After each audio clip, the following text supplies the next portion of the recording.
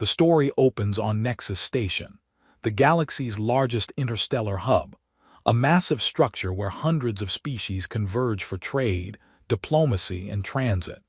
It's a place of controlled chaos, where the air hums with translation devices and the corridors pulse with beings from every corner of known space.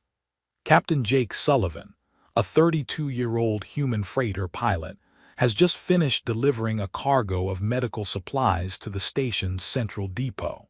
He's got 3 days before his next job, a decent amount of credits in his account, and absolutely no plans beyond enjoying his downtime. Jake's known throughout human shipping circles as a competent pilot with a tendency toward recklessness in his personal life, particularly when beautiful women are involved.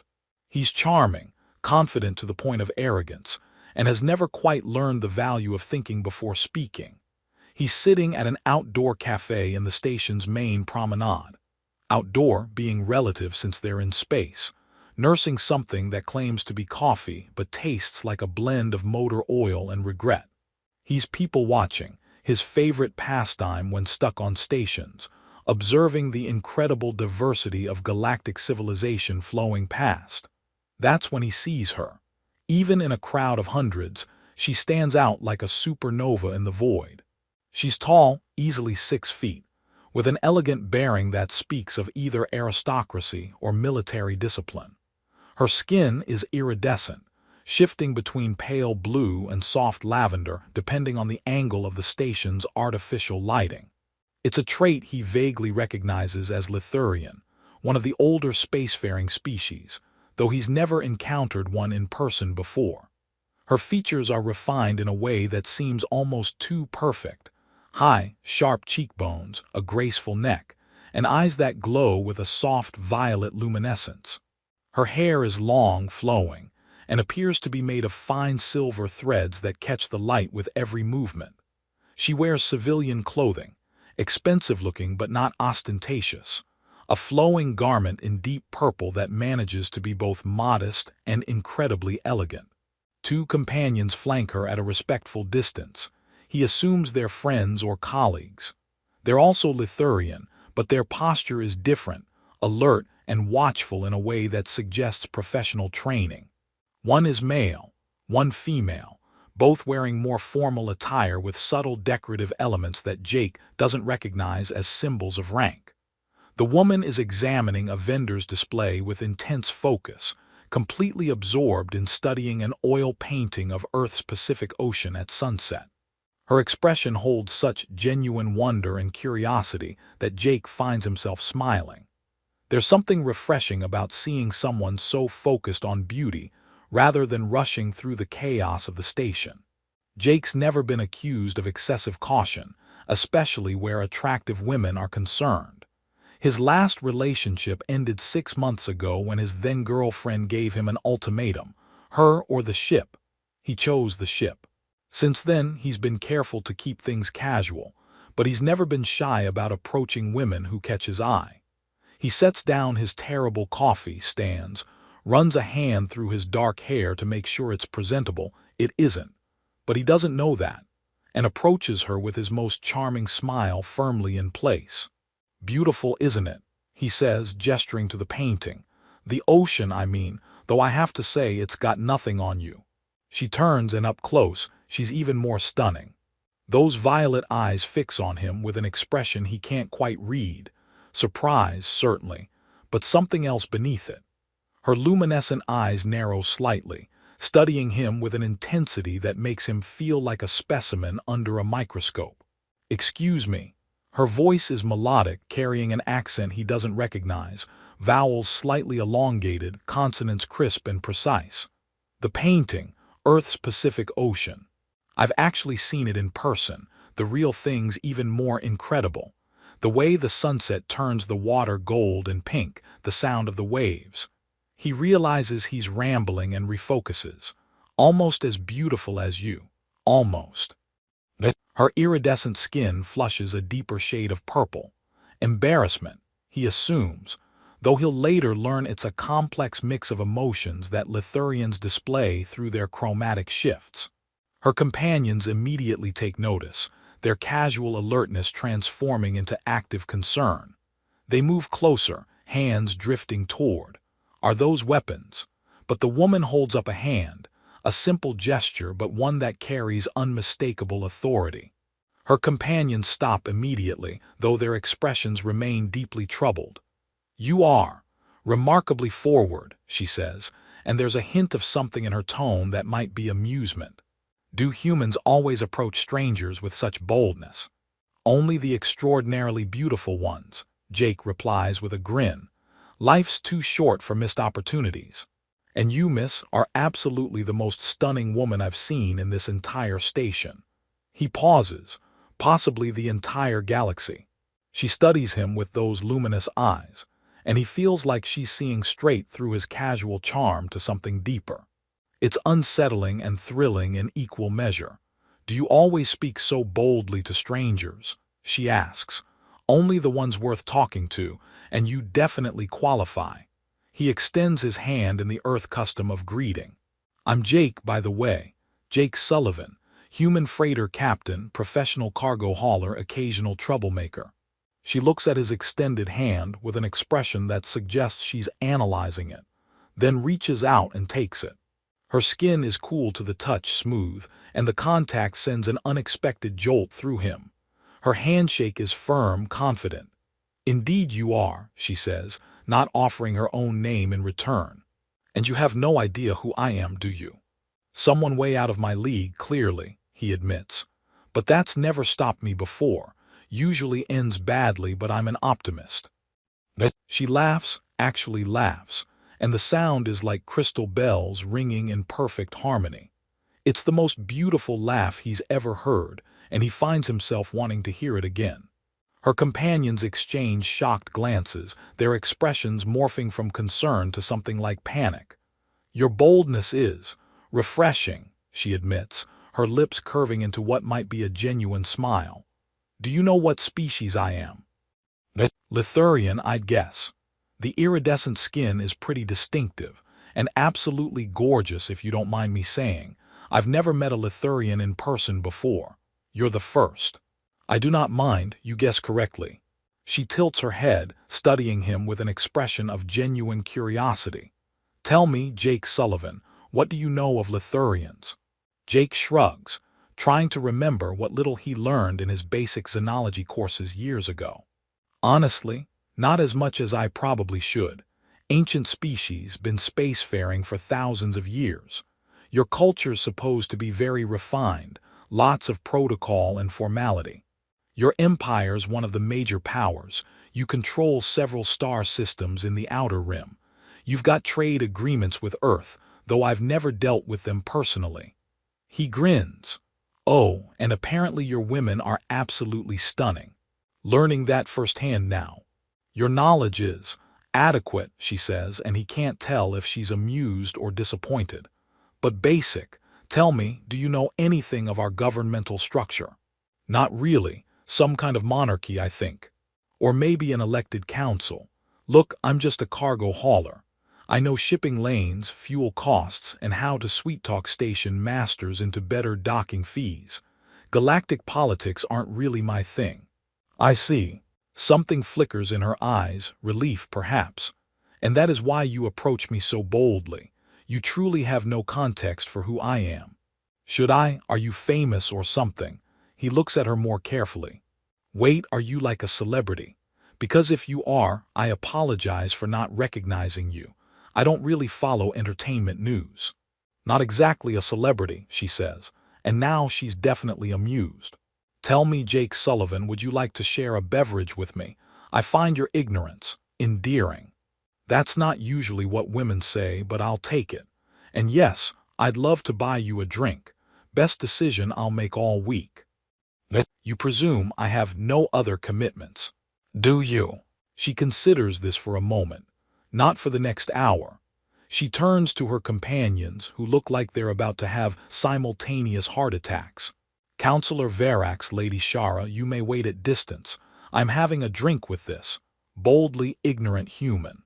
"My lady, we cannot possibly," the male companion begins, his voice tight with alarm.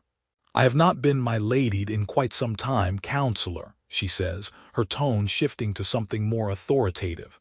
And I will remind you that I do not require permission for my actions. Wait, at distance.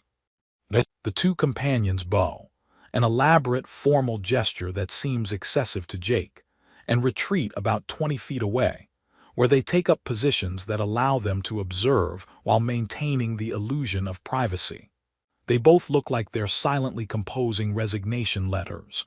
Your friends seem worried, Jake observes as they walk toward the cafe.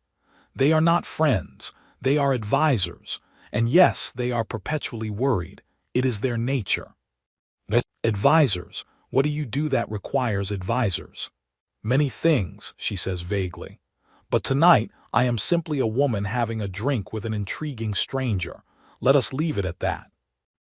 They settle into a corner booth at the cafe, and Jake orders another attempt at coffee while she requests something called Starbloom tea. When it arrives, it glows faintly, pulsing with soft bioluminescence. That's beautiful, he says, watching the light patterns. It is from my homeworld. I am pleased this establishment carries it. She takes a sip, and her whole demeanor seems to relax slightly. Now tell me about yourself, Jake Sullivan. What brings a human cargo hauler to Nexus Station? Same thing that brings everyone, work and wanderlust. I delivered medical supplies to the central depot, got paid, and now I'm killing time before my next job, which doesn't start for 3 days, so I've got nothing but free time and questionable judgment. Questionable judgment. Case in point. I'm currently hitting on a woman who's so far out of my league that she might as well be from another dimension. But here I am anyway, because apparently I never learn. She laughs again, and he decides that sound might be his new favorite thing in the galaxy. You are refreshingly honest about your intentions. Most males who approach me are far more circumspect. Life's too short to play games. I saw someone beautiful and interesting and I wanted to talk to her. Simple as that. Simple, she repeats thoughtfully. Yes, I suppose it is simple from a certain perspective. She studies him over her glowing tea. Tell me, what is it like, being a cargo hauler? And so Jake tells her. He talks about the freedom of space, the loneliness of long hauls, the satisfaction of successfully navigating a difficult route. He tells her about his ship, the Wandering Star, a beat-up freighter that he loves despite its many flaws. He talks about his crew, 3 other humans who are more like family than employees. In return, she asks endless questions. She wants to know about Earth, about human culture, about the little details of his life that seem insignificant to him but fascinating to her. What does he eat on long voyages? What music does he listen to? What does he dream about when he sleeps? You ask a lot of questions, he observes after half an hour of conversation. I am curious by nature, she explains. And you are the first human I have spoken to in quite some time. I find your perspective refreshing. When was the last time you talked to a human? She pauses, calculating. 3 years at a formal diplomatic function.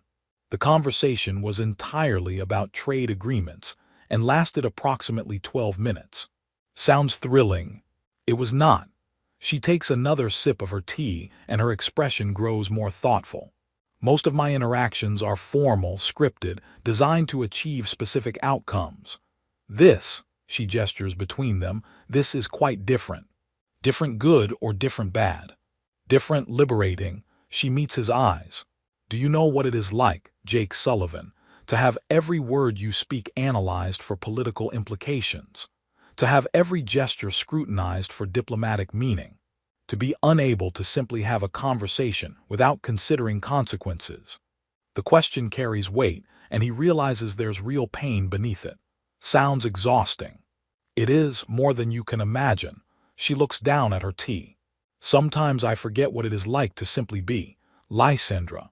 Lysandra, he repeats, savoring the name. That's beautiful, suits you.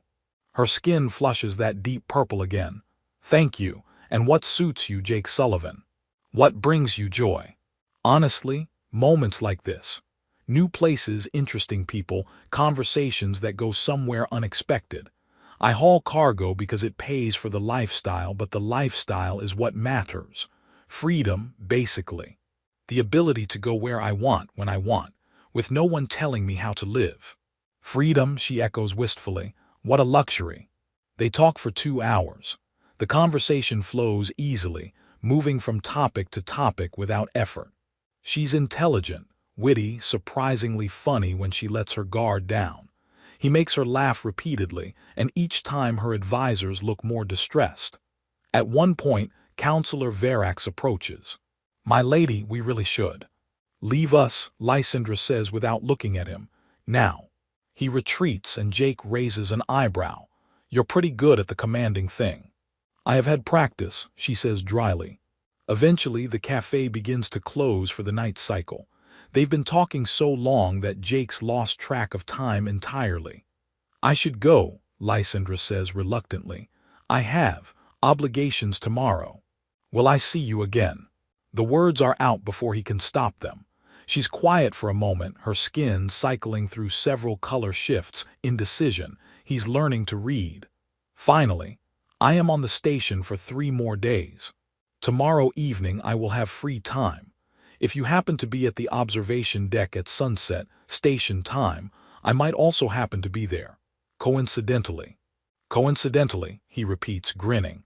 Purely coincidental, nothing planned. Nothing that my advisors could report as a deliberate meeting with a stranger. I love coincidences, they're my favorite. She stands and he does as well. For a moment, they simply look at each other and something passes between them. Recognition, maybe, or possibility. Until our coincidental meeting, Jake Sullivan, she says. Can't wait for the coincidence, Lysandra. She sweeps away, her advisors immediately flanking her like worried parents. As she walks, several people in the promenade stop and stare, a few even bowing. Jake notices this but doesn't process the significance. He sits back down, replaying the conversation in his mind, and realizes with startling clarity that he just had the best evening he's had in years. Maybe ever. He has no idea that the woman he just charmed is Queen Lysandra IV of the Lithurian Empire, ruler of 7-star systems, sovereign over 17 billion beings, and one of the most powerful individuals in the known galaxy. He has no idea that tomorrow's coincidental meeting will change the course of both their lives, and he has no idea that his simple compliment, "You're the sexiest woman in the galaxy," has just started something that will shake the foundations of interstellar politics. All he knows is that he met someone incredible, and he can't wait to see her again. Sometimes ignorance truly is bliss. The next evening, Jake arrives at the observation deck 30 minutes early. He's changed his shirt 3 times, attempted to tame his perpetually messy hair, failed, and nearly backed out twice before forcing himself to go through with it. The observation deck is one of Nexus Station's main attractions, a massive curved gallery with floor-to-ceiling transparent aluminum panels that offer an unobstructed view of space. Ships of all sizes and configurations drift past, stars glitter in the eternal night, and the nearby nebula casts everything in shades of purple and gold. Jake positions himself near one of the viewing panels, trying to look casual while his heart hammers in his chest. He tells himself this is just another casual meeting, nothing significant, just 2 people who enjoyed a conversation deciding to have another one. He's a terrible liar, even to himself.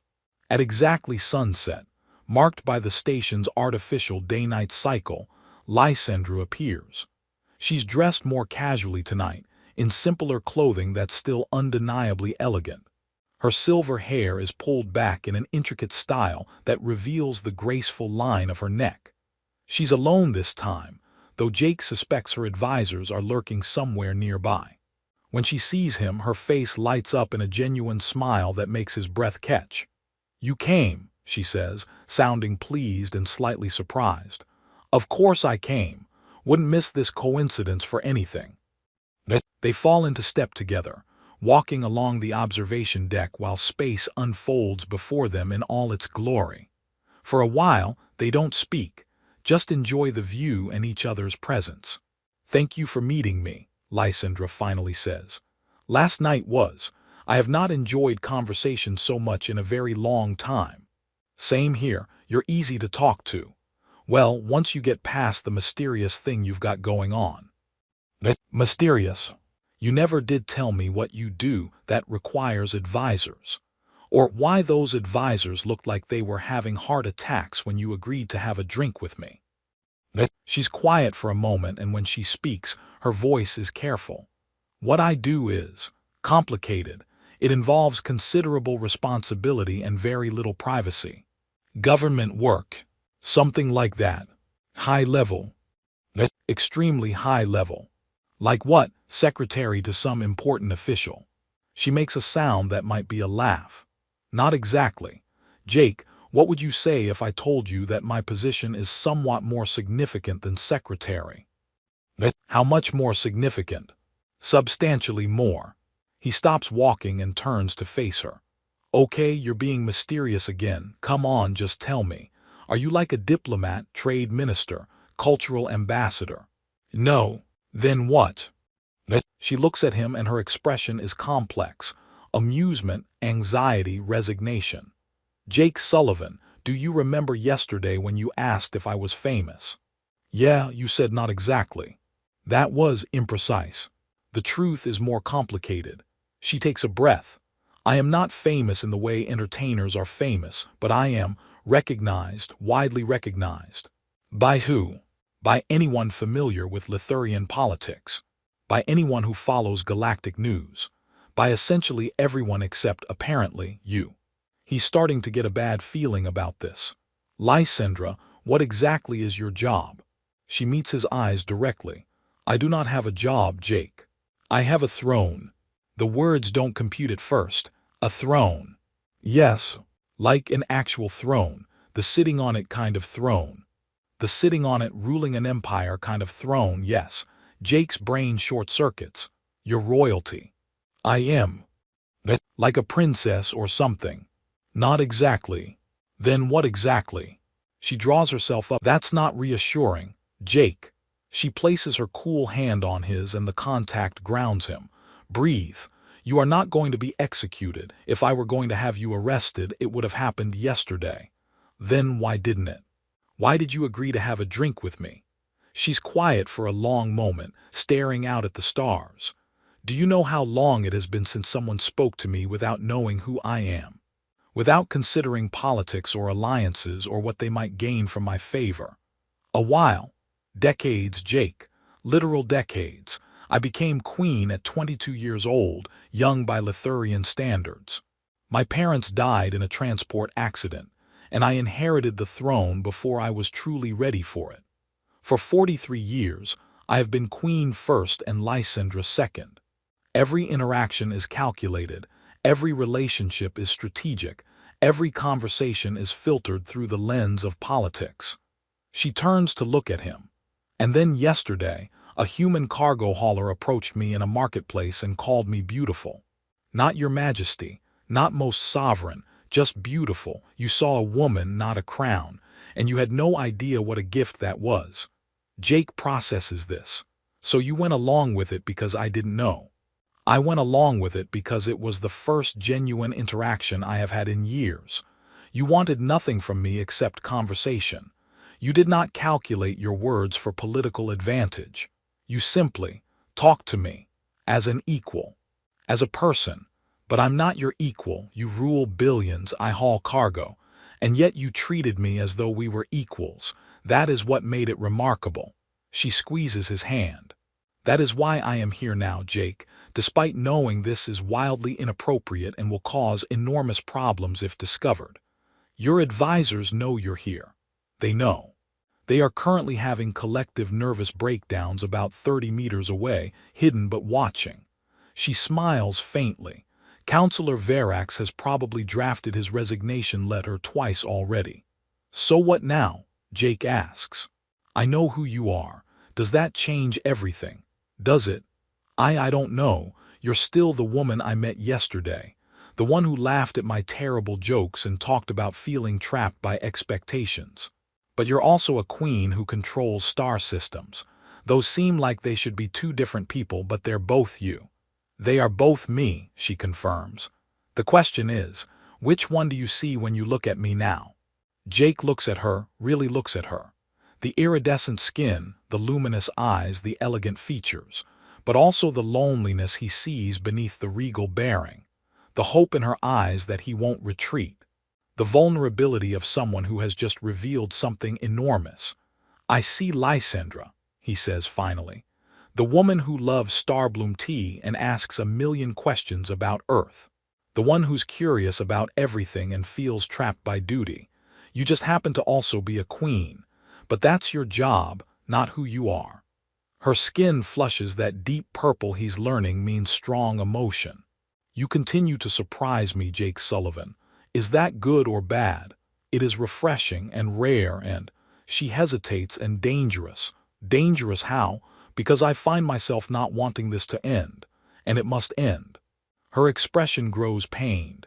Jake, I am queen. My every action is scrutinized. My relationships are political. I cannot simply have romantic involvements with whoever I wish. Romantic involvement, is that what this is? What would you call it? He considers. Two people who enjoy each other's company and want to spend more time together. That is the beginning of romantic involvement, Jake, and it cannot happen, not with me. Not with a human cargo hauler, no matter how charming he may be. Why not? Because I am expected to form alliances through marriage, strategic partnerships with other royal houses or powerful political figures. Because Lithurian human romantic relationships are virtually unknown among royalty. Because my council would never approve. Because any relationship I have becomes a matter of state policy. Because duty, he interrupts. Always duty. Yes, always duty. They sit in silence for a while, watching ships drift past the observation windows. Finally, Jake speaks. What if I don't care about duty? That is easy to say now. No, I mean it. What if I'm willing to deal with the complications? What if I want to see where this goes? Politics and councils and complications be damned. She looks at him with an expression of mingled hope and pain. Why would you do that? You barely know me. I know enough. I know you're brilliant and kind and funny.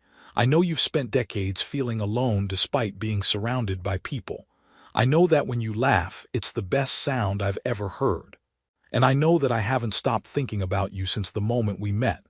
Jake, I'm serious, Lysandra. Yes, finding out you're a queen is terrifying, but it doesn't change what I feel, which is that I want to know you better. The real you underneath the crown. What you feel after 2 conversations. That is infatuation, not. Maybe it's infatuation, but how will we know if we don't explore it?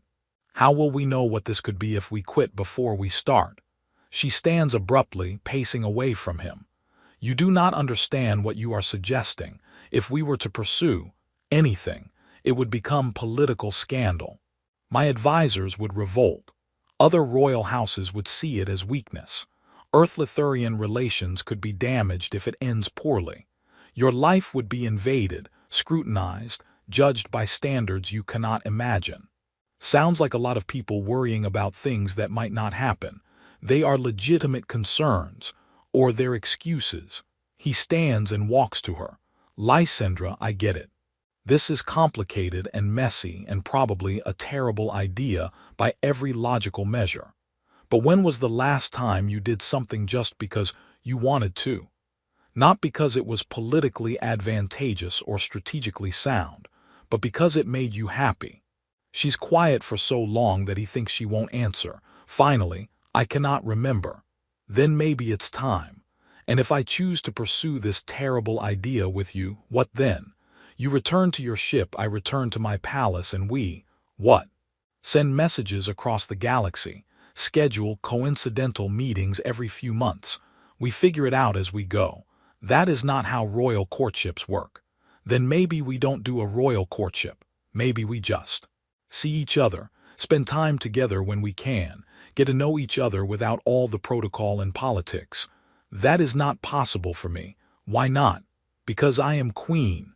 Her voice rises with frustration. I cannot simply date someone, Jake. Any relationship I enter becomes state business. There are protocols, negotiations, formal announcements. My council must approve. The people must accept. It is not simple. So make it simple. How? By not telling anyone, by keeping this between us at least for now. Your advisors already know we've met. Let them think it's ending. And then we find ways to see each other, quietly, privately. No politics, no protocol, just us. She stares at him. You suggest I conduct a secret relationship, deceive my advisors, potentially compromise my position. I suggest you take something for yourself, for once. It is not that simple. It is exactly that simple. You want to see me again. I want to see you. Everything else is just obstacles that people are putting in our way. We can choose to let those obstacles stop us, or we can choose to navigate them. She turns away, her skin cycling through complex color patterns. He can see her wrestling with the decision, duty versus desire, responsibility versus happiness, the weight of a crown versus the pull of connection. Finally, she speaks without turning. I am on the station for 2 more days. I have a diplomatic reception tomorrow evening that I cannot miss, but the following night, I have private time scheduled. If someone were to access my quarters during that time, no one would question it. My advisors remain outside during private hours. Jake's heart rate increases. Are you saying? I am saying that if you were somehow able to access my quarters, Deck 7, Section Theta, Suite 18, tomorrow night at 2100 hours, we would have privacy to continue this conversation. Without observers. Without politics. Just 2 people talking. How would I access royal quarters?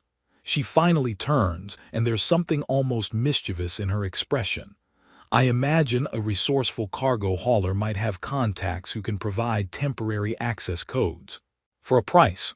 The right price might purchase 3 hours of uninterrupted privacy. That sounds like you're propositioning me, Your Majesty. I am inviting you to continue our conversation in more comfortable surroundings. What you choose to hear in that invitation is your own interpretation. And if I show up, then we see where this leads, one conversation at a time, one choice at a time, with no promises beyond the moment. That sounds perfect.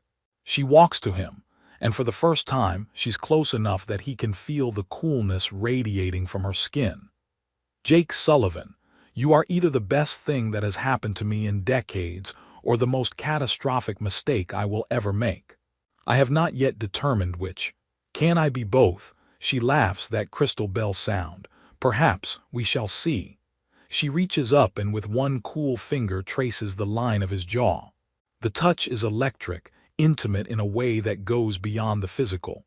Tomorrow night, she says, 2100 hours. If you come, you must come alone. Tell no one. This must be our secret, at least for now.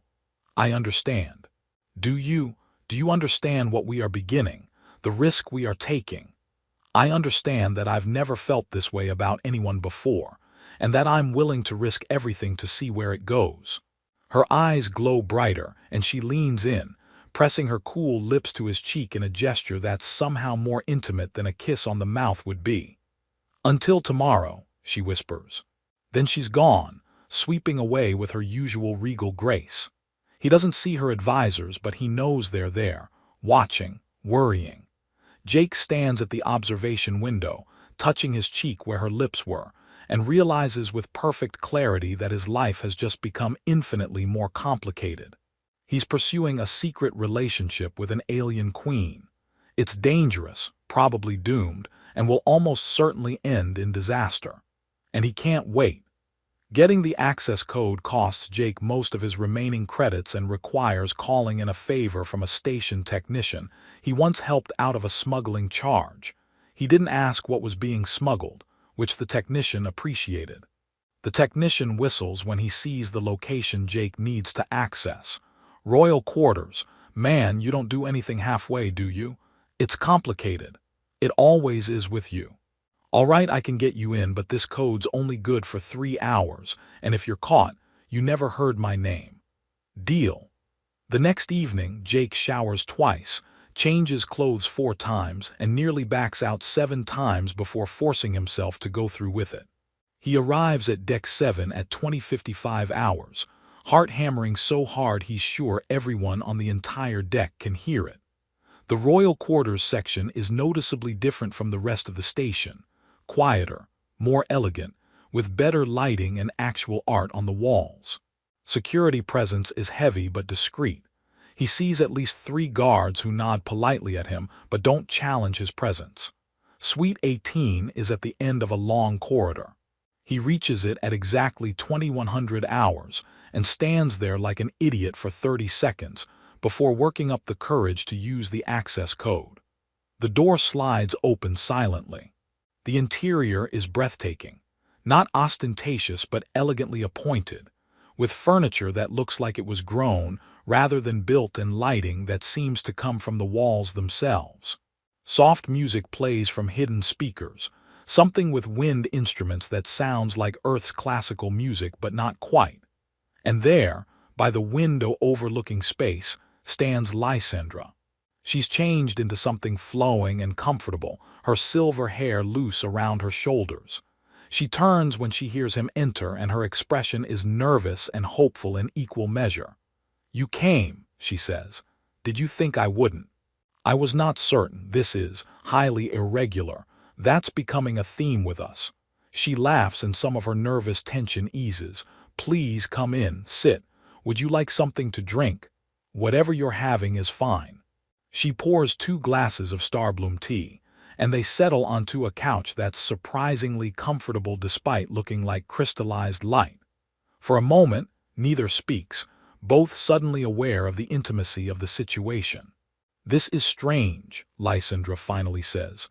"I have entertained thousands of dignitaries in official capacity, but having someone here privately by choice rather than protocol, it has been a very long time." "How long?" 20 years perhaps, since before I became queen, certainly. That's a long time to be lonely. It is a long time for many things. She sips her tea. "Jake, before we proceed with whatever this is, I need to explain some things about Lithurian culture, about what relationships mean for my people." "Okay." She sets down her tea and turns to face him fully. "Lithurians are long-lived. I am 65 years old by Earth reckoning, which is young adult by our standards. We can live for 300 years, sometimes more. This longevity affects how we approach relationships. Because you've got more time. Because our commitments echo through centuries. When Lithurians form romantic bonds, they are intended to be lifelong, multiple lifetimes by human standards. We do not engage in casual relationships. There is no concept of dating as you understand it. There is friendship and there is bonding with very little in between. Jake processes this. "So when you invited me here, I am not proposing bonding," she says quickly. "That requires elaborate rituals and formal negotiations. But I am acknowledging that what I feel for you is beyond simple friendship. And that is significant. For my people, that acknowledgement is the first step toward something deeper. And you're taking that step with me, a human you've known for 3 days. Which is why my advisors would be horrified if they knew." She reaches out and takes his hand. "But Jake, I must also be honest about complications. I am queen. Any relationship I form has political implications. If we pursue this, truly pursue it, it will eventually become public. And when it does, we will face opposition. From my council, from traditionalists among my people, possibly from your people as well. Because I'm human. Because you are non-royal, human, and significantly shorter-lived than me. By Lithurian standards, our union would be unconventional, to put it mildly." "How much shorter-lived?" She squeezes his hand. "You might live 80 years if you are fortunate. I could live 250 more. That discrepancy will be used against us."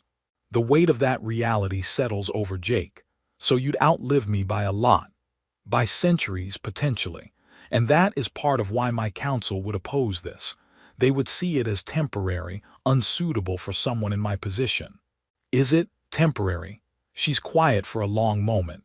I do not know, we have only just begun to know each other, but I am willing to explore the possibility despite the complications. The question is, are you? Jake looks at their joined hands, his warm and tan, hers cool and iridescent. The physical differences are obvious, but beneath that, he feels something that transcends species and status. Lysandra, I'm not going to pretend I understand everything about your culture or your position. I don't. I'm just a cargo hauler who happened to meet someone incredible, but here's what I do know. I've never felt this way about anyone before, not this fast, not this strong, and I think if we don't at least try to see where this goes, I'll regret it for the rest of my life. Her eyes glow brighter. Even knowing the complications, the obstacles, the likelihood that this will cause both of us significant problems, especially knowing that, because if we're willing to face all of that just for a chance to be together, then what we have must be worth it.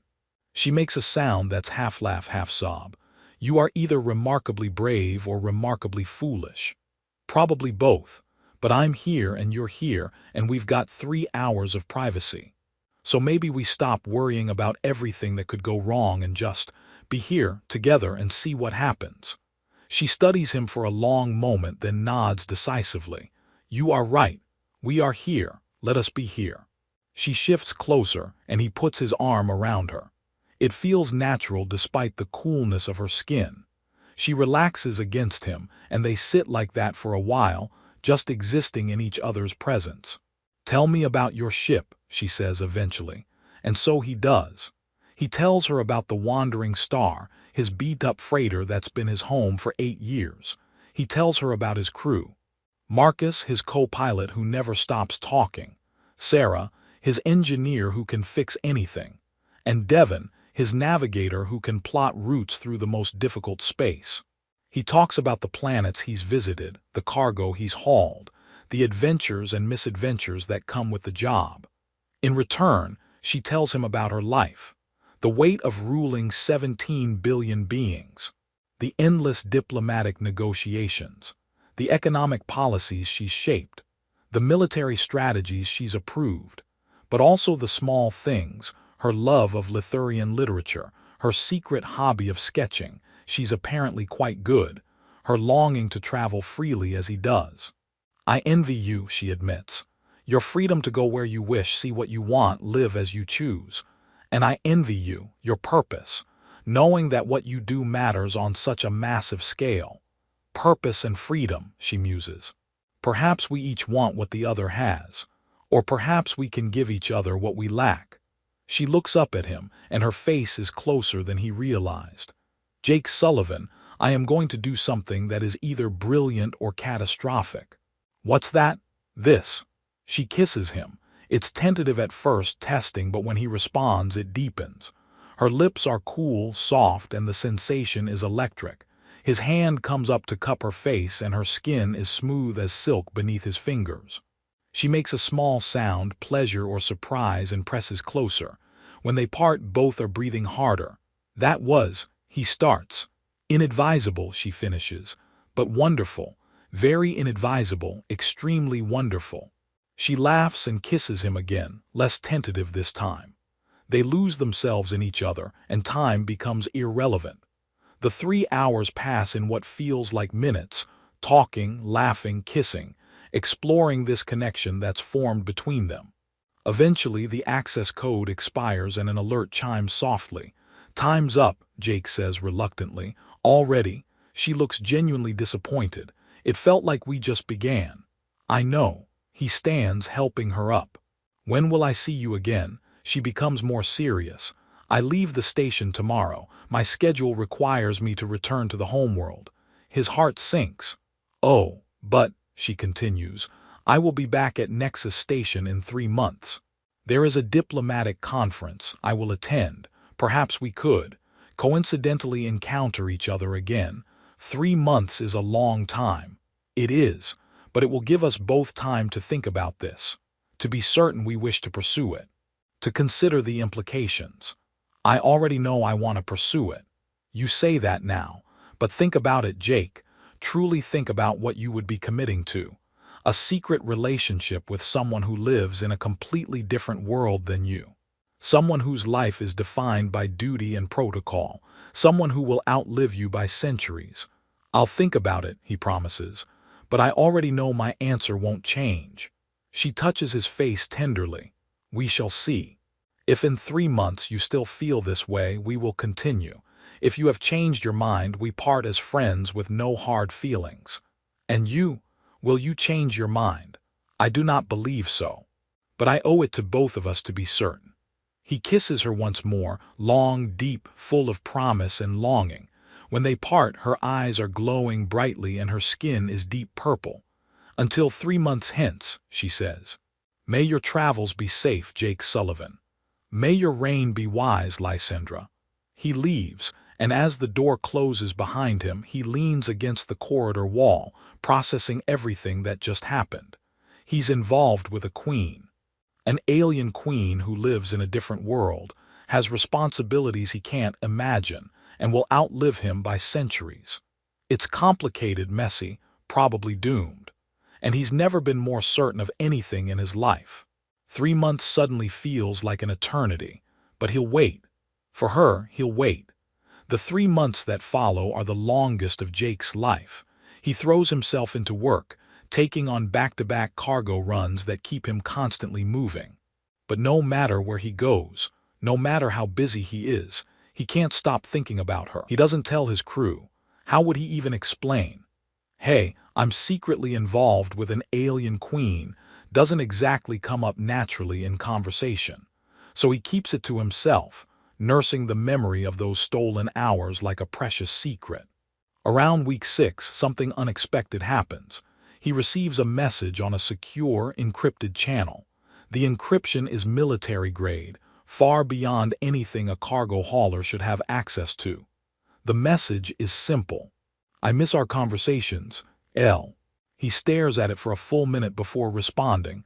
I miss you, J. That opens the floodgates. They begin exchanging messages regularly. Nothing that could compromise her position. Nothing explicitly romantic that could be used against them if discovered. Just conversations. She tells him about a diplomatic negotiation that went poorly. He tells her about a near miss with pirates. She shares a passage from a Lithurian poem she loves. He sends her a recording of Earth music he thinks she'll enjoy. The messages become the highlight of his days. Sometimes they're long, thoughtful discussions about philosophy or policy. Sometimes they're short and playful. Once she sends him a sketch she drew, a remarkably accurate rendering of his ship from memory. You're talented, he writes back. I have a good memory and motivation to remember. Another time, he's having a terrible day. The ship's having mechanical problems. A client refused to pay and he's exhausted. He sends her a message complaining about it, not expecting much. Her response comes quickly. Tomorrow will be better, and in 2 weeks we see each other again. Hold on to that. It helps more than he can express. As the 3-month mark approaches, Jake's nervous energy becomes unbearable. His crew notices. You've been weird for months, Marcus, his co-pilot, observes. What's going on? Nothing, just thinking about stuff. What stuff? Personal stuff. Is it a woman? It's a woman, isn't it? You met someone. Jake considers denying it but realizes lying to his crew is pointless. Maybe. Maybe, either you did or you didn't.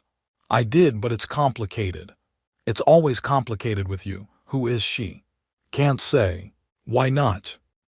Because she's private, and our relationship is private, and I promised I wouldn't talk about it. Marcus raises his eyebrows. Sounds serious. It might be, I don't know yet. We're still figuring it out. Well, whoever she is, she's made you happy. Even when you're moping around missing her, you're happier than you've been in years. So I approve, whoever she is. Thanks, Marcus. Finally, after what feels like an eternity, the day arrives. Jake pilots the wandering star into Nexus Station, his hands slightly shaking with anticipation. The diplomatic conference starts tomorrow. Lysandra should already be here. He docks his ship and makes his way to the diplomatic quarters section, trying to look casual. He's halfway there when his communication device chimes. It's from her observation deck. Now, he practically runs. The observation deck is crowded this time. The diplomatic conference has brought hundreds of beings to the station. He scans the crowd, looking for her, and there she stands by the viewing window, resplendent in formal robes that mark her status clearly. She's not hiding who she is this time. Around her, people keep a respectful distance, and her advisors flank her as always. Their eyes meet across the crowded deck, and something passes between them: recognition, joy, longing, relief. She says something to her advisors, who immediately look alarmed and begins walking toward him. Everyone in the vicinity notices. A queen is walking directly toward a human in cargo hauler clothes. Conversations pause. People stare. Jake meets her halfway. "Your Majesty," he says formally because they have an audience. "Captain Sullivan," she responds, equally formal. "I understand you are familiar with Earth's oceans. I wonder if you might share your expertise on a matter of some importance to me." It's an excuse, and everyone knows it, but it's also a royal request that can't be refused without insult. "Of course, Your Majesty. I'm at your service." They walk together to a quieter section of the deck, and her advisors maintain distance but watch like hawks. "You look well," she says quietly. "You look incredible. I mean, you always look incredible, but the formal robes are really something." "Thank you, I have missed your direct honesty." She glances at him sideways. "I have missed many things about you." "I've missed you too, every day." "Jake, we need to talk about what happens next." "Okay. I have been thinking for 3 months. About us, about whether this is wise, about all the complications and obstacles." She pauses, and I have reached a conclusion. His heart stops. "What conclusion?" "That I do not care about the complications. That I want to pursue this, truly pursue it. That I am willing to face whatever opposition comes because what we have is worth fighting for." Relief floods through him. "Thank God. Because I reached the same conclusion about 2 minutes after you left 3 months ago." She smiles, that genuine, warm smile he loves. "Then we are agreed. But Jake, this means we must be strategic. We cannot keep meeting in secret indefinitely. Eventually, our relationship will need to be acknowledged publicly." "How do we do that?" "Carefully, deliberately. We will need to prepare both our peoples for the idea. Build diplomatic justification. Make it clear that our relationship serves greater purposes beyond personal desire." "Does it?" "It could. Enhanced Earth-Lithurian cooperation, cultural exchange at the highest levels. A symbol of interspecies harmony in an increasingly divided galaxy."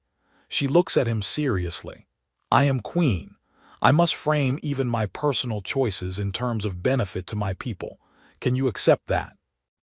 "I can accept anything that lets me be with you. Even if it means our relationship becomes political theater. Even if every moment together is scrutinized and analyzed. Even then, though I'd prefer if some moments could just be ours. So would I, and we will ensure they are." She glances at her advisors. "My schedule here is extensive, but I have negotiated private time. This evening my quarters. 2,000 hours. We will have 4 hours. I'll be there. And Jake, this time we need to begin planning. How to make this work long-term. How to bring our relationship into the light without it destroying us. We'll figure it out. Together, together." She reaches out and, in full view of everyone watching, takes his hand briefly. It's a simple gesture, but the implications are enormous. A queen does not casually touch a commoner. The whispers begin immediately. "Until this evening," she says, releasing his hand. "Until this evening." She walks away, and Jake stands there, knowing that their secret just became significantly less secret, and knowing that he doesn't care. He's done hiding. It's time to fight for what he wants, for who he wants, and he's ready. That evening in her quarters they make plans, not just for stolen moments but for a future. It's audacious, probably impossible, but they're going to try anyway. Because what started with a simple compliment to a beautiful stranger has become